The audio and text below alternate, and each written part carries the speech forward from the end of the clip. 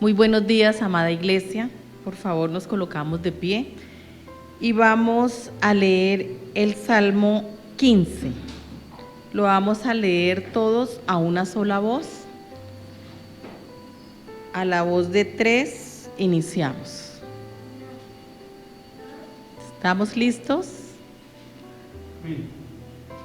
Bueno, voy a esperar, los hermanos, que busquemos el Salmo 15. Nos dice: los que habitarán en el monte santo de Dios.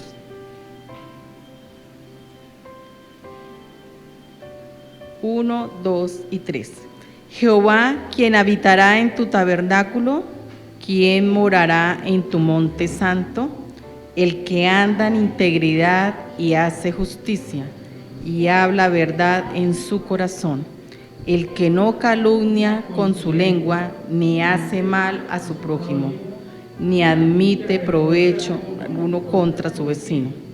Aquel a cuyos ojos el vil es menospreciado, pero honra a los que temen a Jehová. El que aún jurando en daño suyo, no por eso cambia. Quien su dinero no dio a usura, ni contra el inocente admitió cohecho. El que hace estas cosas no resbalará jamás. Gracias, Padre Santo, por esta maravillosa palabra. Te damos gracias, Señor, porque sabemos que solo el que ha cumplido esto ha sido el Señor Jesucristo.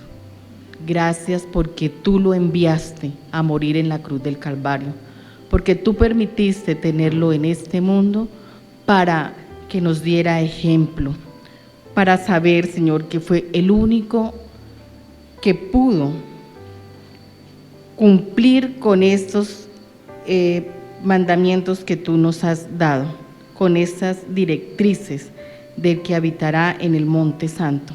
Sabemos, Señor, que nosotros, los humanos, no lo podemos hacer. Solo lo podemos hacer a través del Señor Jesucristo, porque Él es la puerta.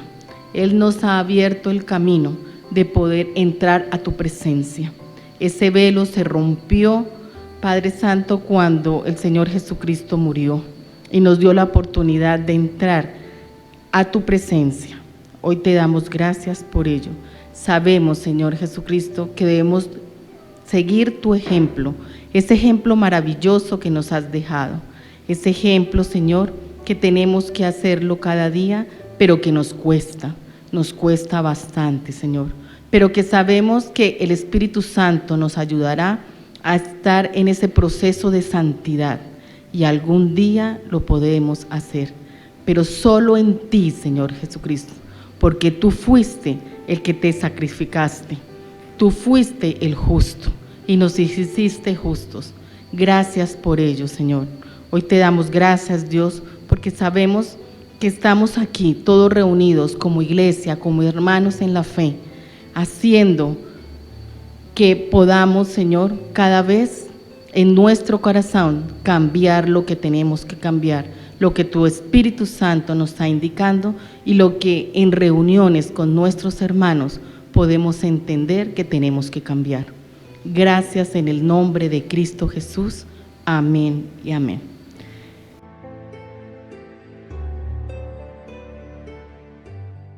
La semana pasada estudiamos o consideramos un primer relato que hace Jesús, una metáfora que él hace en el capítulo 10 del Evangelio de Juan. Por medio de esta comparación, Jesús está expresando la condición espiritual y religiosa de los judíos de aquella época, que si la consideramos y la contrastamos con la vida hoy de la humanidad, no difiere en nada. El problema del hombre siempre ha sido el mismo. A partir de la caída, el hombre se desprendió de la gracia de Dios y el hombre habita en tinieblas. Y esas tinieblas del hombre hacen que repele a Dios. Dios es incómodo. Dios es inaccesible por razón de los deseos del hombre, porque los deseos, la voluntad del hombre no se inclina al Señor. Pierde gusto el hombre por las cosas de Dios. Y esto, por supuesto, que también nos lleva a reflexionar como cristianos, porque aún conociendo el Evangelio, tambaleamos a menudo porque hay una cierta comprensión de la vida y de la fe. Entonces, por lo general, si no lo pensamos así, en la práctica lo hacemos, que comprendemos que la fe es una faceta de nuestra vida, pero que la vida secular es otra, de más urgente, y la fe algo residual, algo del fin de semana.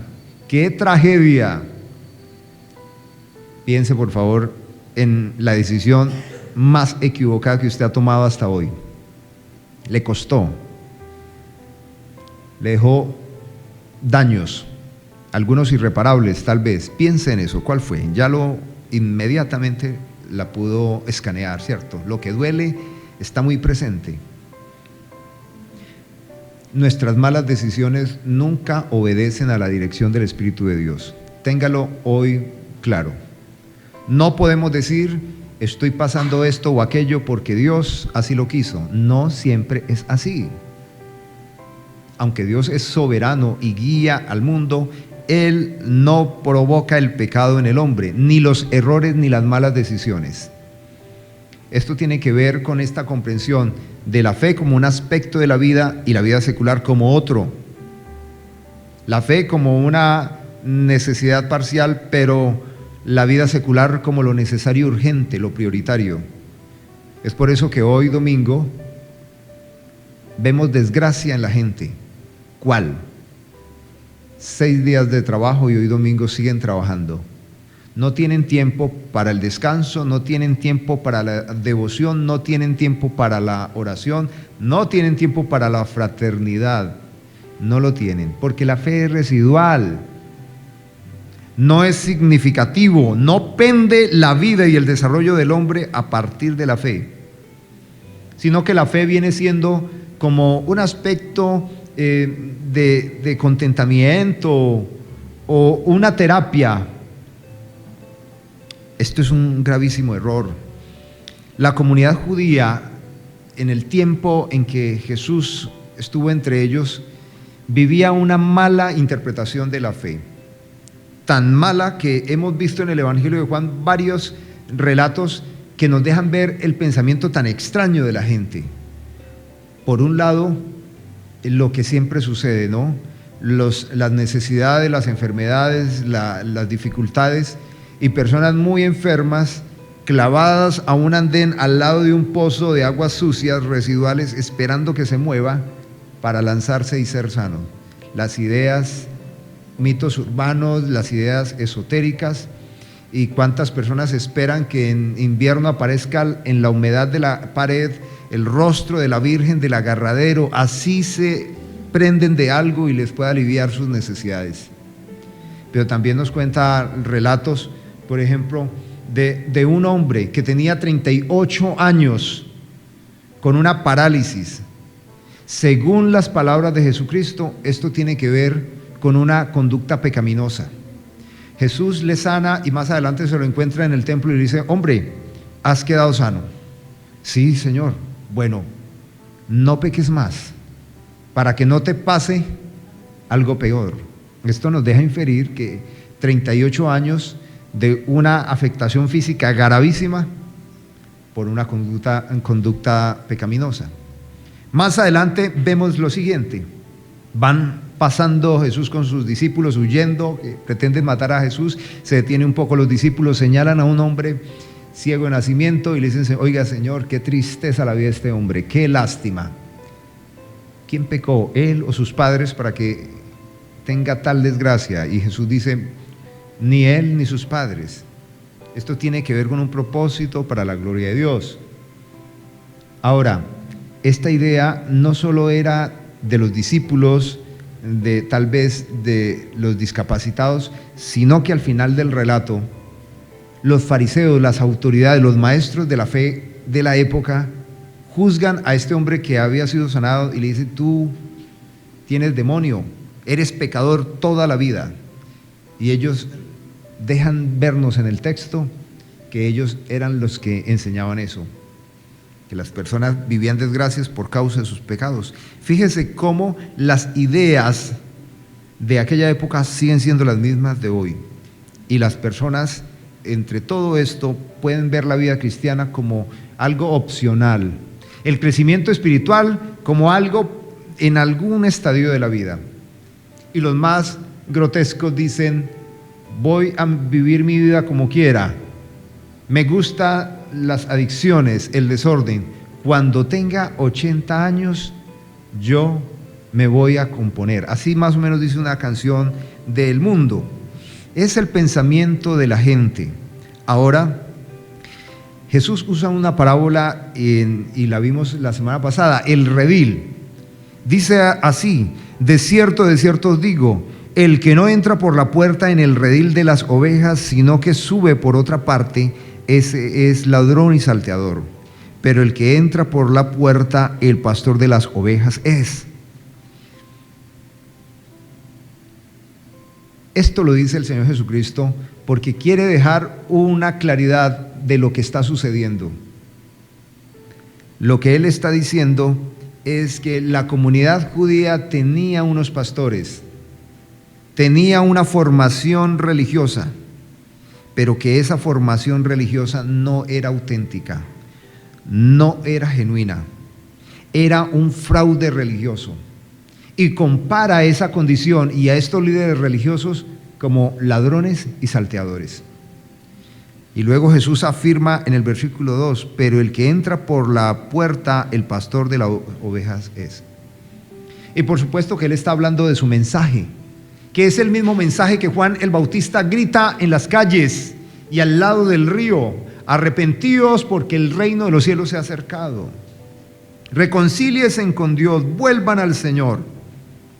Hay un mensaje, y este era nuestro punto de reflexión la semana pasada, que este mundo está lleno de discusiones, que hay debates de todo, pero con el tiempo los debates acerca de la fe van disminuyendo y a la vez se van haciendo más hostiles, porque el cristianismo es la confesión de fe, es la religión de los pecadores que afirma esto: solo hay un camino, solo hay una verdad, y solo en Él tenemos la vida eterna. Eso es Jesucristo. Estas afirmaciones no son aceptables para el mundo de hoy, no lo son. Ahora dejamos esa controversia en la calle, pero por un momento pensemos cómo esa disputa afecta nuestra cotidianidad, nuestra vida.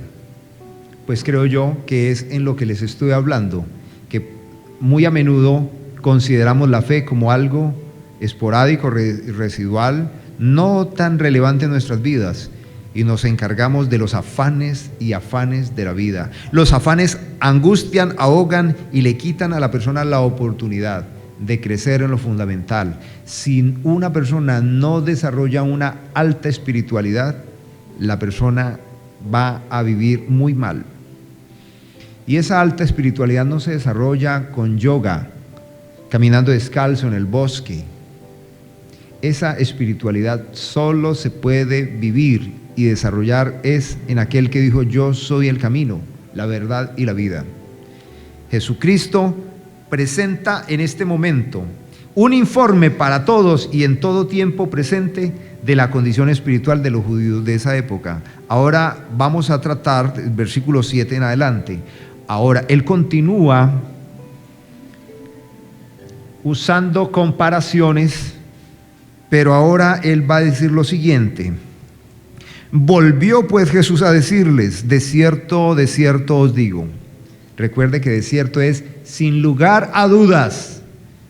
Decir de cierto os digo es decir, esto no tiene ningún debate, esto no tiene discusión, esto es infalible. Lo que digo es infalible, es inerrante. Yo soy la puerta de las ovejas. Yo soy la puerta de las ovejas. Todos los que antes vinieron, ladrones son y salteadores, pero no los oyeron las ovejas. Versículo 9: yo soy la puerta.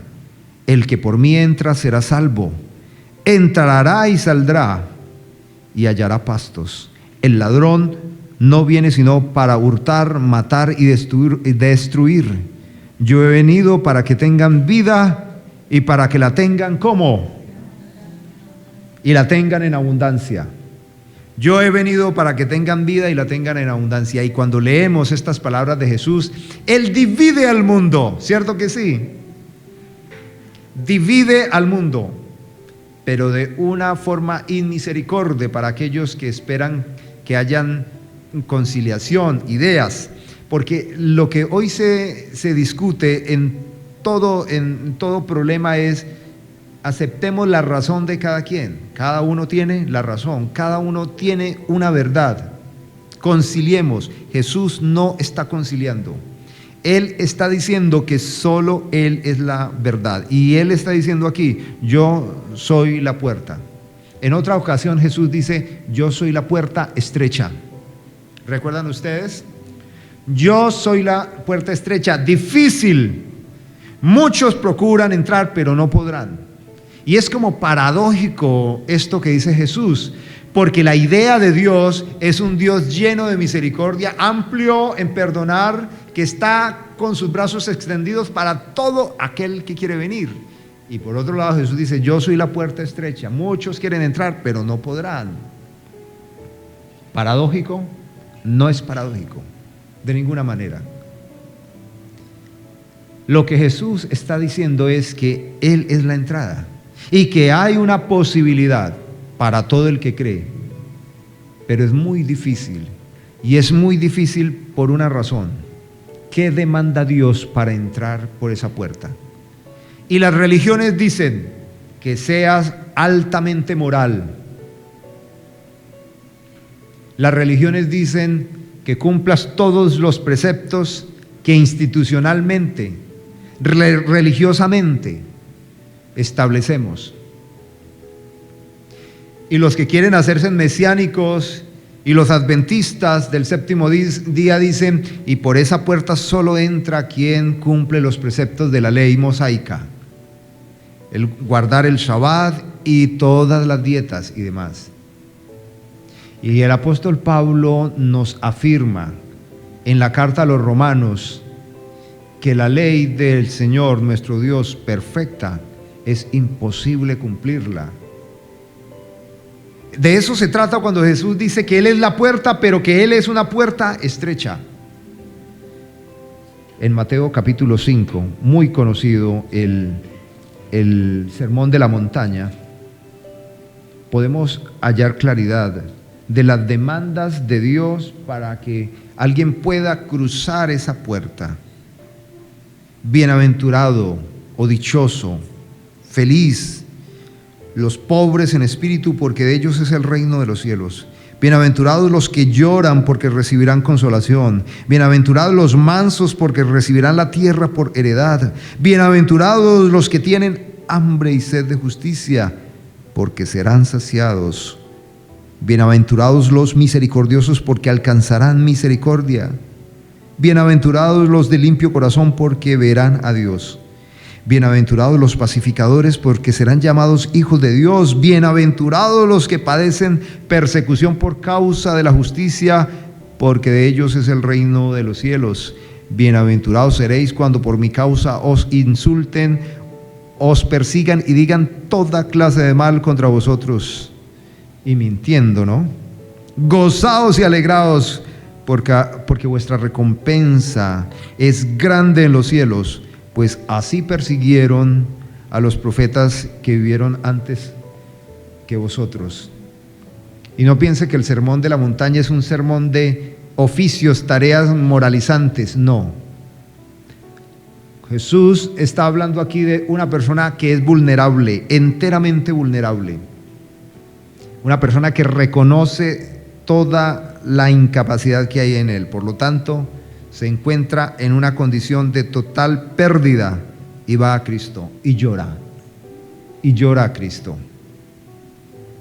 Y tiene hambre de Cristo, tiene sed de Cristo, atribulado. Jesús dice: yo soy la puerta. Todos los que antes vinieron ladrones son y salteadores. ¿De quiénes está hablando Jesús? De los líderes religiosos, pero también está hablando de las religiones, pero está hablando de Satanás, pero está hablando del mundo, pero está hablando de la carne. Ladrón y salteador es todo aquel y todo mensaje que es contrario a Cristo Jesús. Mire, hoy usted puede de vez en cuando impresionarse con ideas religiosas, y hay religiones que son tan absurdas que usted diría, solo un tonto puede creer en ellas. Y en esas religiones absurdas se congregan altos magistrados, médicos, científicos, gente de mucha formación. Pero cuando usted analiza sus creencias, usted dice, esto es tan necio, esto es tan tonto, ¿cómo alguien puede creer en eso? Tan irrisorio. Todo el tiempo,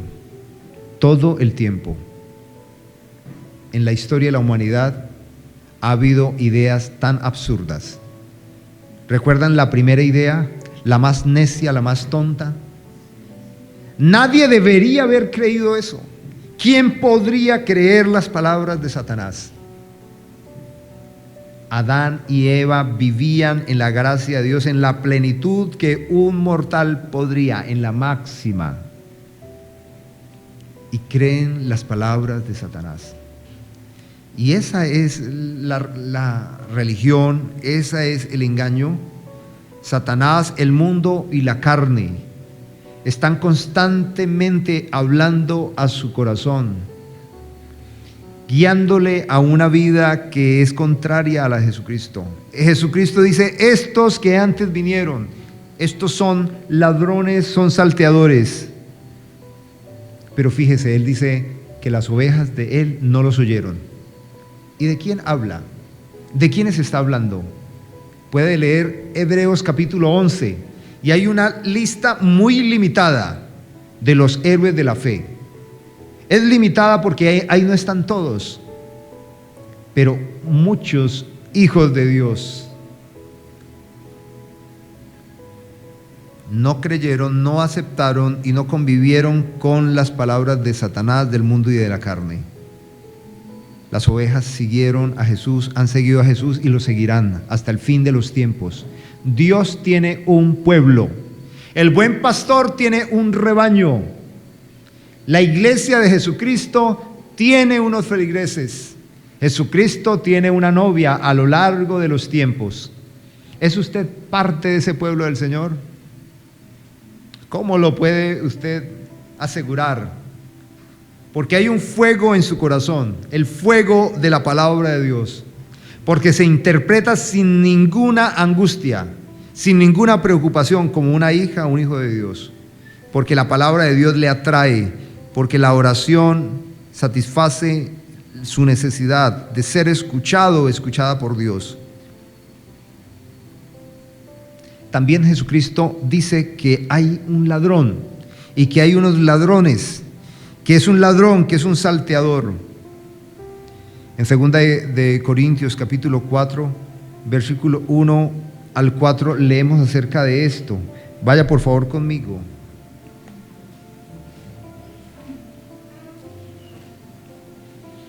Hablando de la vida del creyente, pero también de ese antagonismo en un mundo cruel y enemigo de Dios. Segunda de Corintios, capítulo 4, versículo 1 al 4, dice, por lo cual teniendo nosotros este ministerio según la misericordia que hemos recibido, no desmayamos. Antes bien, renunciamos a lo oculto y vergonzoso, no andamos con astucia, ni adulterando la palabra de Dios. Por el contrario, manifestando la verdad, nos recomendamos delante de Dios a toda conciencia humana. Versículo 3. Pero si nuestro evangelio está aún encubierto, entre los que se pierden está encubierto. ¿Y por qué? ¿Cuál es la condición? Versículo 4. Esto es entre los incrédulos, a quienes el Dios de este mundo les cegó el entendimiento, para que no les resplandezca la luz del Evangelio de la gloria de Cristo, el cual es la imagen de Dios. ¿Cuál es la condición de este mundo? Entenebrecido, ¿sí? El mundo está entenebrecido. Satanás, el Dios de este mundo, los tiene cauterizados, insensibles, no perciben la palabra de Dios. El Evangelio les es necedad, locura, tontería. El Dios de este mundo. Díganme ustedes, ¿qué comprenden ustedes hoy como el Dios de este mundo?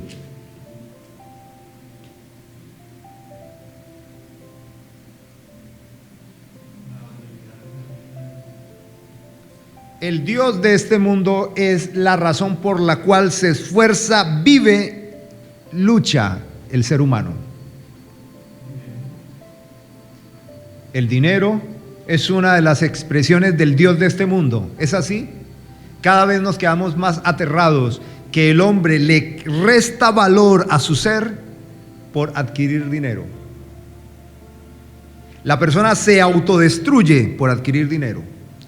Y el dinero no es malo, pero el amor al dinero, dice la palabra de Dios, que es raíz de todos los males. ¿Por qué? Por el amor al dinero la persona vende la conciencia y la vida de su madre.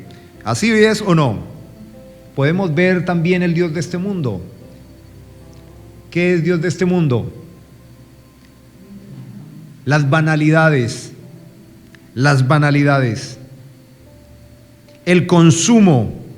Porque las personas han entendido hoy que existen y valen por lo que tienen y por el placer de las cosas. Y cada vez las empresas tienen más dificultades de hallar empleados, porque cada vez la gente desprecia más el esfuerzo.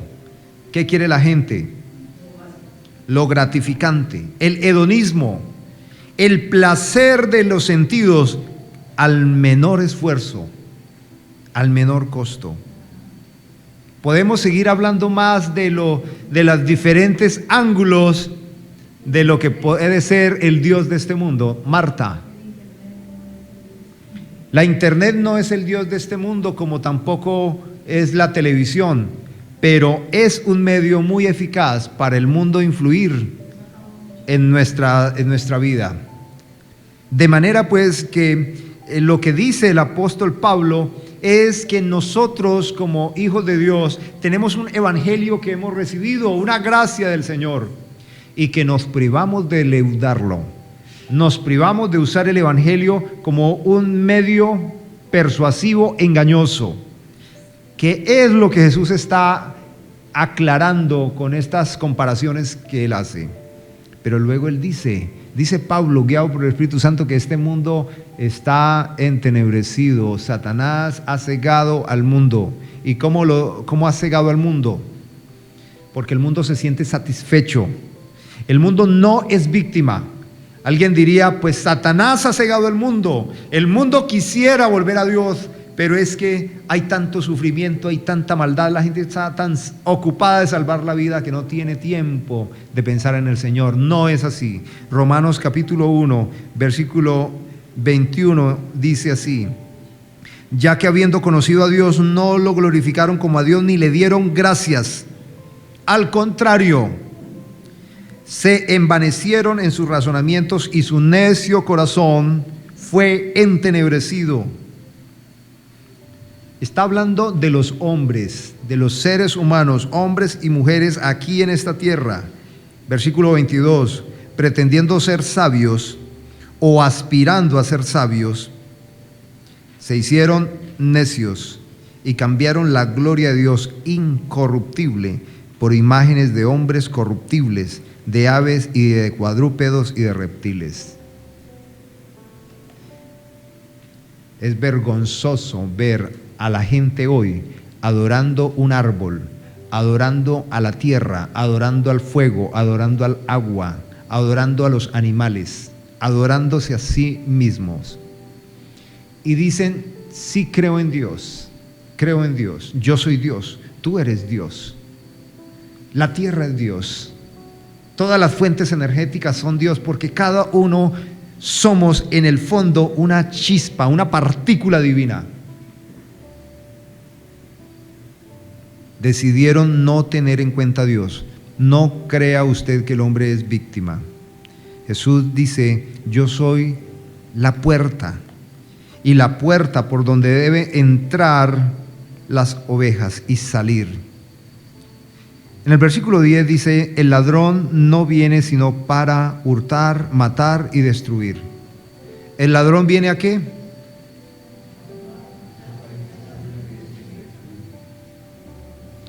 El ladrón no viene sino para hurtar, matar y destruir. Piense un momento esto. ¿Cuánto le han robado a usted hasta el día de hoy? ¿Cuánto le han matado a usted hasta el día de hoy? ¿Cuánto le han destruido hoy, hasta el día de hoy? Robar, matar, destruir. Ese es el propósito de Satanás. Ese es el propósito de este mundo: robar, matar y destruir. Por esa razón es que este mundo quiere tomar la custodia de los niños y de las familias.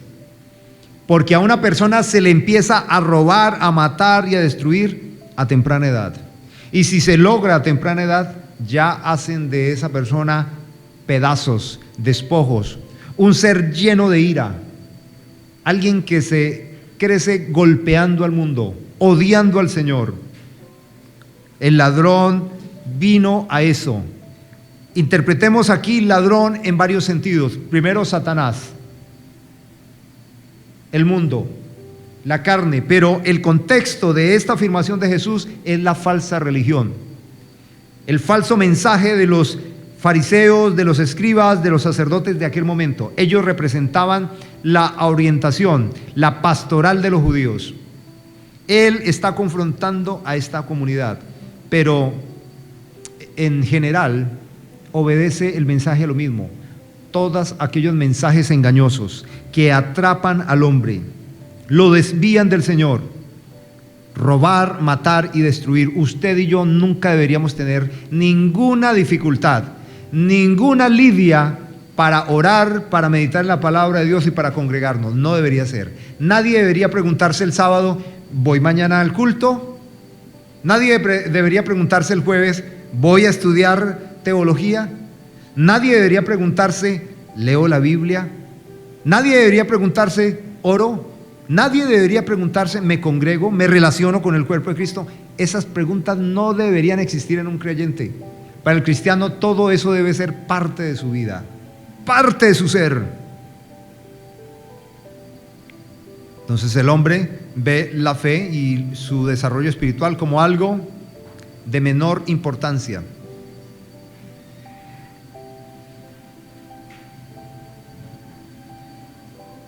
El versículo 11 nos recuerda algo. O Jesús afirma: yo soy el buen pastor. Una doble información al hacer esta declaración: yo soy el buen pastor. Porque Él está hablando de unos malos pastores, de un mal pastor. Recuerde que esto es una comparación de algo que era muy común para la gente de aquella época. Desde la granja alimentaria, el comercio, el pastorado, la producción de estos animales era muy abundante, era parte de la vida de los judíos, de la gente de aquella época. Así que la gente podría interpretar claramente esta analogía. Él dice: yo soy el buen pastor, recordándonos que ha habido y hay malos pastores. Hoy día, cuando se dice pastor, imaginan a un líder religioso de una congregación cristiana, ¿es así?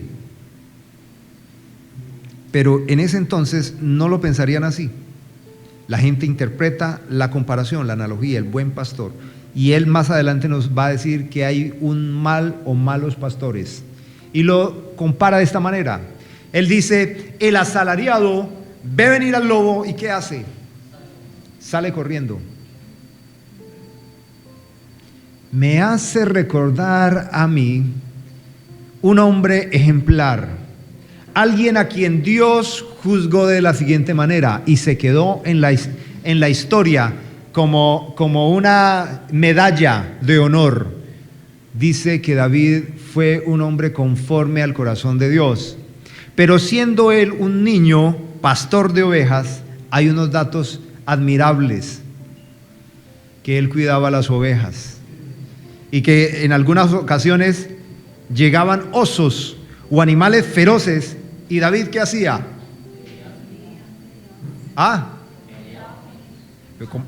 Un niño de 12, 13, 14 años. La fuerza, el poder, no en dimensiones físicas, sino allá adentro en el corazón. La palabra de Dios nos dice que el amor cubre ¿qué? Multitud de pecados. La fuerza allá adentro, el amor del Señor, el amor de David por sus ovejas, hacía que él se arriesgara a que un animal feroz lo desgarrara, lo destruyera. Y yo supongo, y creo que no me equivoco, que David a sus 13, 14, 15 años tenía muchos rayones. Tenía marcas de enfrentarse a los animales. Y por favor no vaya a relacionar a David con Sansón, porque David no tenía esa unción de Sansón. No la tenía. ¿Qué unción tenía David? La unción del amor a sus ovejas. Y equivale al mismo poder, a la misma fuerza de Sansón, que no tenía amor por su pueblo, pero que hacía añicos las fieras del monte. Jesús dice que Él es el buen pastor, y luego nos dice que Él, como el buen pastor, su vida da por las ovejas.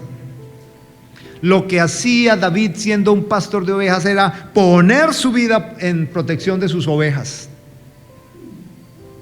Jesús destaca aquí el profundo amor del buen pastor por aquellos que son suyos. Solo el amor hace que la persona se entregue totalmente, sin ninguna reserva, a todo riesgo. El buen pastor dando su vida por las ovejas. Pero él dice que hay unos asalariados. De esa manera él lo describe.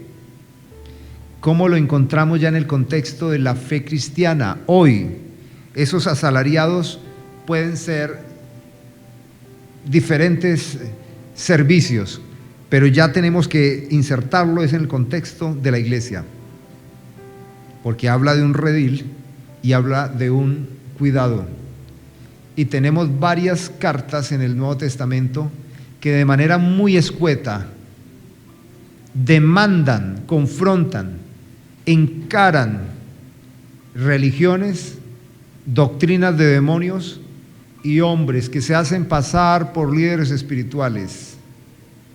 Dice, son de esos que van de casa en casa y se meten entre las casas y le hablan, dice, a aquellas mujeres que siempre están escuchando cosas, tratando de aprender, pero que nunca llegan al conocimiento de la verdad. Atrapan, engañan, seducen, utilizan. También el apóstol Pedro y también Judas habla abiertamente. Malos bestias, así lo dice Judas. Feroces, cuyo Dios es su propio vientre. Utilizan, se sirven de la gente. Se sirven de la gente. Qué importante es que una iglesia desarrolle madurez espiritual, para que tenga discernimiento, para que pueda notar cuando alguien es un asalariado o un engañador. La labor del buen pastor, Jesús, fue entregar su vida por las ovejas. La labor del buen pastor en la iglesia es entregar el conocimiento pleno de la palabra de Dios. Cuando yo era un niño, el modelo de los pastores era visitar toda la semana a los hermanos. Y qué bonito se sentía, llegó el pastor, y llegaban y los visitaban. Pero en esa época había una carencia que rebotó luego en grandes afectaciones al mundo cristiano. Los pastores no tenían tanta preocupación por presentar las escrituras tal y como son. Y si eran muy fraternales. Y no se puede desarrollar un cuidado pastoral y una iglesia saludable desequilibradamente. La iglesia tiene que andar sostenida en dos columnas: la veracidad y la autoridad de las escrituras y las buenas relaciones.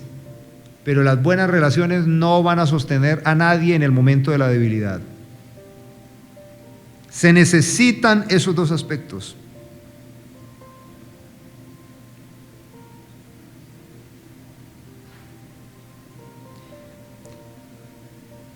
Más adelante el Señor Jesucristo nos dice algo que es muy esperanzador. Algunas sectas diabólicas están aparentemente, o de manera directa, sí, están reevangelizando el cristianismo.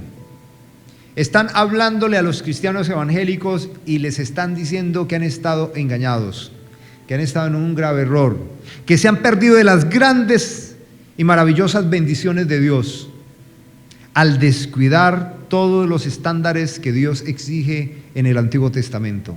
Estoy hablando de los judaizantes.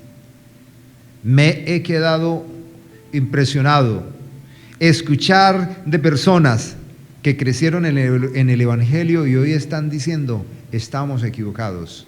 Y ahora estamos felices y estamos plenos y disfrutando de las grandes y ricas bendiciones de Dios.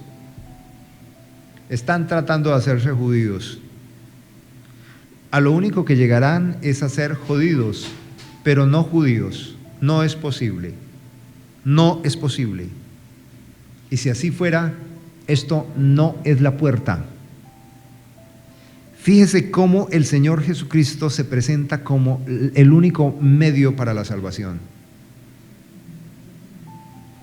Usted podría escuchar esto en la calle mañana, pero recuerde, Jesús está salvando y es solo Él el medio.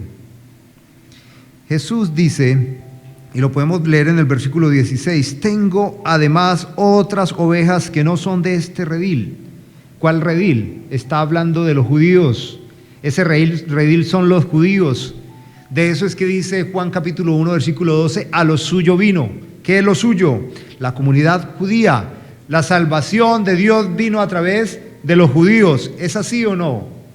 Claro que es así. No es que es un influjo de una etnia, no. Es que Dios creó, constituyó un pueblo a partir de una promesa que solo puede ser divina, porque Dios edifica un testimonio evangelístico a partir de la nada. Ustedes leen en los primeros relatos de la Biblia y dice: en el principio Dios creó, ¿y creó a partir de qué? Solo del poder de su palabra. Y luego, cuando va a empezar a entregar un mensaje evangelístico, Dios de la nada constituye una nación. Un hombre pagano, una mujer pagana, y además de eso, estéril. De la nada constituye. Así que Dios inicia un plan evangelístico y empieza a comunicar su plan redentor a través de esta nación, pero no son solo ellos. Él dice que tiene otras ovejas que no son de ese redil, de los judíos. Usted y yo no somos judíos. Muchos antioqueños dicen que han descubierto con el tiempo que son judíos. Y se sienten muy contentos. Dicen: somos judíos. ¿Cómo te parece, hombre? Que mi familia, busqué por internet y encontré que mi familia de allá de tal pueblo, ellos, y se sienten orgullosos. Y la gente quiere pertenecer a una etnia judía. Pero lo que Jesús está diciendo es que Él tiene otro redil, que no era la etnia judía, y somos usted y yo. Gente que no era olivos silvestres injertados en la vid verdadera. Él da esperanza a todo el mundo. Tengo además otras ovejas que no son de este redil. A esas también debo atraer y oirán mi voz. y habrá un rebaño y un pastor. Hermanos, es hermoso saber que el Señor nos ha salvado. En la carta a los Gálatas, que es una carta que por supuesto trata de explicar la razón de la ley y la salvación por gracia, hay una afirmación hermosa para todos nosotros que no somos etnia judía. ¿Recuerdan ustedes qué dice?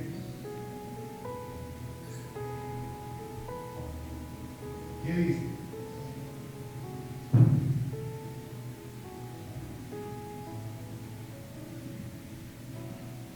Ya no hay judío, no hay gentil, no hay griego, no hay esclavo, no hay libre, no hay hombre, no hay mujer. Pero ¿de qué está hablando? La gracia que se nos ha sido dada, que la salvación no es solamente para los judíos, sino para todo y todo aquel que cree. No solo para los judíos, sino para nosotros que estamos aquí, que no éramos hermanos. Somos nosotros ahora bendecidos por la promesa. Y la promesa fue clara, pero estos judíos no la leyeron o no la entendieron o no la quisieron comprender. Porque Dios le dice a Abraham: en ti serán benditas, ¿quiénes? Todas las naciones de la tierra. ¿Cómo puede ser que ellos no fueron bendición para todas las naciones de la tierra? No fueron bendición. Se cerraron ellos al punto de tratar a los gentiles como bestias del monte de aquella época, porque esas bestias del monte hoy son mascotas en las casas. Les decían perros. Les decían perros. Si usted hubiese estado en esa época, usted sería para ellos una bestia feroz de la calle, del monte, un perro. ¿Cómo es que la comunidad judía, el recipiente de gracia de Dios, quienes podían comunicar al mundo la gracia del Señor, no lo hicieron? No lo hicieron. Y Jesús nos recuerda esto: la salvación no es un asunto de etnias, la salvación es Cristo y Él es la puerta. Jesucristo es la puerta. Vamos terminando. Versículo 17. Por eso me ama el Padre, porque yo pongo mi vida para volverla a tomar. Y recordamos aquí que la condición para salvar es la muerte. La moneda de pago del pecado es la muerte. El costo, el salario que se exige para pagar el pecado es la muerte. Pero no solo la muerte, sino de alguien que muere, pero que en sí mismo es moneda de pago. Me explico, y lo he dicho aquí: las personas que mueren sin Cristo y que van al infierno, ellos allá no están pagando los pecados. En el infierno no se pagan pecados, porque en el infierno no hay material o moneda que pueda pagar pecados. En el infierno solo se experimenta el juicio de Dios. ¿Y hasta cuándo? Por siempre. Por siempre. Jesús dice: yo tomo mi vida, pongo mi vida para volverla a tomar. La doy y la puedo tomar. Recuerde que Él está haciendo una comparación. Y Él es un pastor que cuida las ovejas. Un pastor que al cuidarla no solo la alimenta, sino que la protege. Y que proteger implica enfrentarse a las bestias del desierto, hambrientas, afiladas, y matarlas. Proteger el rebaño. Conectando esa imagen que Jesús usa, imagínese esto: Él protege sus ovejas. Él es como David, que se enfrenta a las bestias, pero en ese enfrentarse Él muere, y muere para salvar la vida de ese redil. Muere. En el caso de David no fue así, ¿cierto? Pero en el caso de Jesús, como buen pastor, Él sí muere. pero Él dice, yo tengo el poder. Por eso me ama el Padre, porque yo pongo mi vida para volverla a tomar. Nadie me la quita. Nadie me la quita, sino que yo de mí mismo la pongo. Vamos a ser claros en esto, para que usted no vuelva a repetir esto si ha sido una idea. A Jesús no lo mató el hombre. A Jesús no lo mataron los romanos. ¿En qué sentido? Que esto no fue una victoria ni de los judíos, ni de los rabinos, ni de la gente de aquella época. No es que toman a un hombre vulnerable y lo matan porque el poder supera la debilidad de un individuo. No es así. Es el propósito eterno de Dios salvar a unos. ¿Y son muchos? A unos pocos. Muchos son los llamados, pocos son los escogidos. Pero es el propósito eterno de Dios. Y Jesús complacido viene a esta tierra a cumplir su plan. ¿Y cuál es su plan? ¿Enseñarnos cómo vivir mejor? ¿Un mensaje moralizante? No. A salvar lo que se había perdido, el problema más grave del ser humano. Jesús no piensa como la gente de hoy. Al inicio decía que la gente está entre una dualidad. La vida espiritual, y dicen ellos, la vida real, la vida secular. Jesús no piensa así, ni le invirtió a esa idea. Si Jesús hubiese manifestado esa dualidad, Él no hubiese invertido ninguna preocupación, ni esfuerzo, ni una gota de sangre por lo que usted y yo llamamos vida secular. No. Es espiritual. Y Jesús pone su vida y la vuelve a tomar. Nadie me la quita, sino que yo de mí mismo la pongo. Tengo poder para ponerla y tengo poder para volverla a tomar. Ese mandamiento recibí de mi Padre. El Evangelio es el Evangelio de gente pecadora al cual Dios decide perdonar. Pero perdonar con justicia. Quiere decir que tienen que pagar. Y tiene que pagar, pero con la moneda que se puede cubrir. En esencia, las deudas con Dios se tienen que pagar con la moneda de Dios, ¿o no? Es Cristo Dios encarnado. Pero Cristo Dios encarnado puede morir y puede resucitar. ¿Por qué? Porque la muerte es un siervo de Él. La muerte es un siervo de Jesús. En Romanos capítulo 6, Pablo nos dice lo siguiente.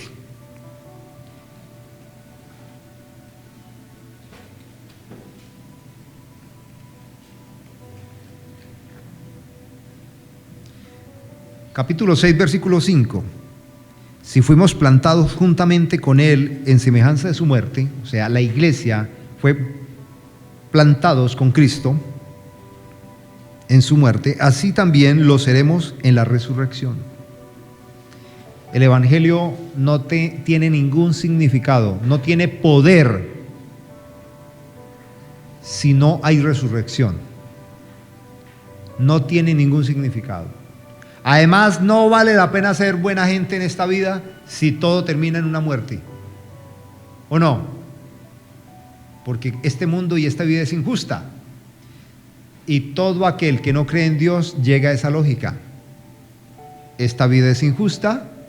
Aquí es la ley de este mundo, es la ley del más fuerte. Entonces, hagámosla a la manera que podemos, que un día moriremos y ahí termina todo. Pero esa no es la verdad. Esa es una lógica humana, pero no es la verdad. Esa lógica se desprende de la venda que pone Satanás en ellos para que no crean en Jesús. Lo que dice Pablo, guiado por el Espíritu Santo, es que fuimos unidos con Cristo en su muerte y que como Cristo resucitó, nosotros también resucitamos con Él. Ese es el glorioso mensaje del Evangelio. Resucitamos con Él y a una nueva vida. Yo quisiera que los niños que están aquí pudiesen escuchar esto con tanta claridad y en su corazón surgiera una necesidad tan grande, un anhelo de acudir a Dios, pero por más que me esfuerce, no lo puedo lograr. Y sin embargo, los más pequeños son los más necesitados, porque lo que van a vivir es cruel. Porque entre más rápido se entiende el Evangelio y se entrega a la persona a Cristo, menos desastres vivirá. Pero los niños están atrapados con las estupideces de este mundo y los padres hacen poco por orientar sus vidas. Y yo quisiera que los adultos que están aquí, al escuchar el mensaje de Jesús que dice: yo soy la puerta y soy el buen pastor y entrego mi vida y la vuelvo a tomar y por eso ustedes tienen resurrección y vida eterna, pusieran ustedes toda su confianza en el Señor y dejaran la ambigüedad, la idea vaga de que una es la vida secular y otra es la vida espiritual, y se entregaran al Señor con todo su ser, porque no hay tal cosa. Todo es espiritual y todo lo que es espiritual se expresa en lo material. Así es. Y yo quisiera en esta mañana que todos ustedes se hicieran la pregunta: ¿por qué razón quiero vivir como una oveja sin pastor? ¿Por qué razón busco solucionar mi vida desde mis propios razonamientos, cuando la palabra de Dios dice que los razonamientos humanos son tan entenebrecidos que nos desvían siempre de Dios? ¿Cómo Satanás, el mundo, nuestros propios apetitos afectan nuestra comunión con Dios, de manera que vemos al mundo como los primitivos de Sudamérica, que vieron espejitos, soniditos brillantes y entregaron el oro y sus vidas? Gente que está entregando lo mejor de sí a un mundo que los está destruyendo. Y Satanás, que tiene una fábrica de vendas, reproduce y reproduce y manufactura todo el tiempo, cegando y cegando y cegando y cegando al hombre. ¿Qué va a hacer usted con su vida? No se deje engañar. A todo dar, el mundo le va a decir todo el tiempo que la vida es aquí, el hoy, que la vida es lo que usted puede gozar y disfrutar, que nada más tiene sentido. Y como no se trata solamente de las voces externas, sino de las voces internas, de los deseos, incluso de las frustraciones que podamos tener por aquello que no hemos logrado o que no tenemos, todo eso converge y se fortalece, y usted o se determina a Cristo como su pastor, o usted va a ser engañado por un mal pastor, que es un traidor y es un cobarde, y cuando le venga a usted la desgracia saldrá corriendo y se reirá de usted y no hará nada por usted. Esa es la trampa de Satanás: robar, matar y finalmente destruirle. ¿Y cómo? Eternamente. Póngase de pie, por favor.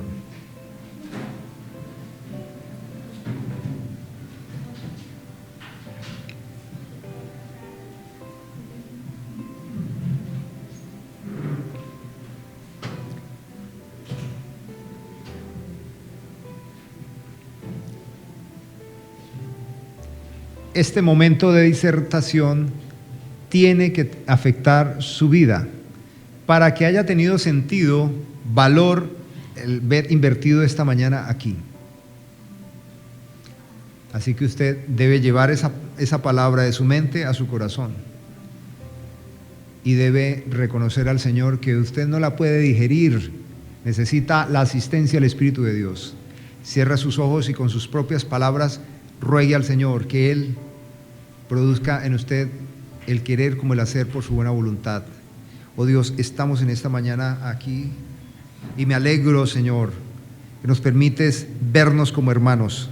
El vernos es bonito porque el vernos es compartir como iglesia, es rendirnos cuentas, es mirar cómo estamos, cómo nos va, cómo vamos viviendo, qué nos falta, qué nos sobra, qué tenemos, qué vivimos.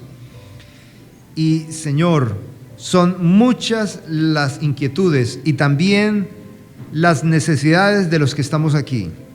Yo creo, Señor, que en este salón no cabe la lista de las peticiones de los pocos que estamos aquí.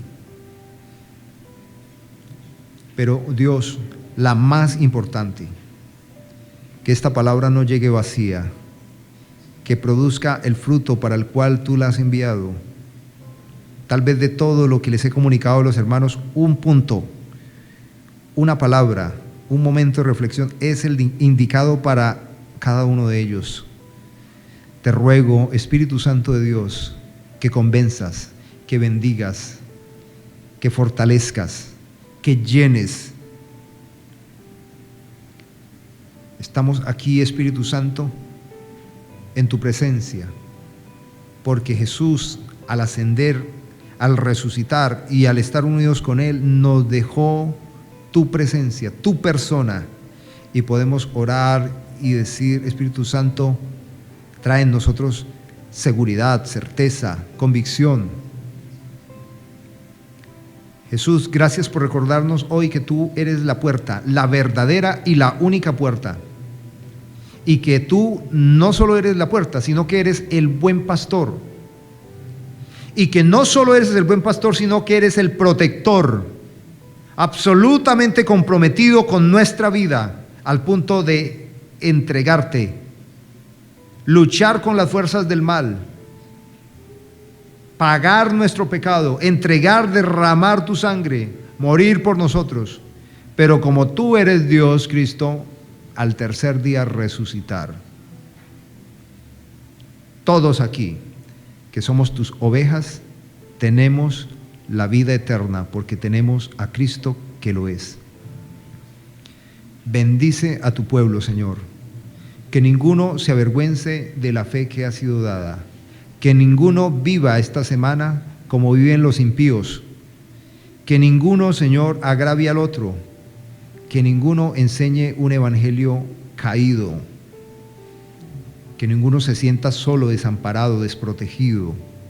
Tú eres nuestro buen pastor. Siempre has estado con nosotros. Lo que hace que este momento sea maravilloso es que tú dijiste, Jesús, donde estén 2 o 3 reunidos en mi nombre, allí estaré yo. Tú, buen pastor, estás con nosotros hoy. Gracias. Gracias, buen pastor. Gracias. Tú estás bajo control. Tú tienes el control. Cuando un hombre tiene el control, es grave, peligrosísimo. Pero cuando tú tienes el control, Jesús, hay seguridad. Tú tienes el control. Hablando del buen pastor, Jesús, tu oveja David dijo en el Salmo 23, yo soy, el Señor es mi pastor, nada me faltará. Y al escuchar la oración de David, Señor, podemos regocijarnos, porque él con una poesía describe nuestro caminar por esta tierra y nos dice que siempre estaremos cogidos de tu mano. Oh, tú, Jehová, eres mi pastor, nada me faltará. En lugares de delicados pastos me harás descansar. Junto a aguas de reposo me pastorearás. Confortarás mi alma, me fortalecerás Me guiarás por senda de justicia por amor de tu nombre. Aunque ande en valle de sombra de muerte, no temeré mal alguno, porque tú estarás conmigo. Tu vara y tu cayado me infunden aliento. Aderezas mesa delante de mí en presencia de mis angustiadores, de mis enemigos, de esos ladrones y salteadores de la fe. Unges mi cabeza con aceite, mi vida rebosa de ti, Señor. Ciertamente el bien y la misericordia me seguirán todos los días de mi vida, y en la casa de Jehová moraré por siempre, porque tú resucitaste, nosotros tenemos vida eterna. Bueno, mis amados hermanos, por favor inclinamos nuestro rostro y vamos a orar por nuestros hermanos en la fe que se encuentran enfermos, por nuestros familiares, tanto físicamente como espiritualmente. Entonces cerramos nuestros ojos y vamos a orar. Padre de mi Señor Jesucristo, sabemos que en tu palabra nos dice que oremos unos por otros. Hoy estamos aquí, Señor, agradecidos contigo porque nos tienes reunidos en un solo espíritu, pidiéndote, Señor, por nuestros hermanos en la fe que se encuentran enfermos físicamente, Señor. Hoy te damos gracias por cada uno de ellos. Sabemos, Dios, que tú tienes un propósito con cada uno. Sabemos, Señor, que todas las cosas que suceden nos ayudan para bien. Hoy queremos decirte, Señor, tú eres Jesús. Jesús, eres el que nos sostienes. Vos, Jesús, es el que nos sostienes. Tú eres nuestro gran pastor. Tú eres nuestro pastor maravilloso. Todo lo que sucede en este mundo y arriba en el cielo es por ti, Señor, porque a ti así tú lo has decretado. Hoy te damos gracias, Dios, porque sabemos que tú estás haciendo con nuestras vidas, Señor, con nuestros familiares, la obra que tú iniciaste.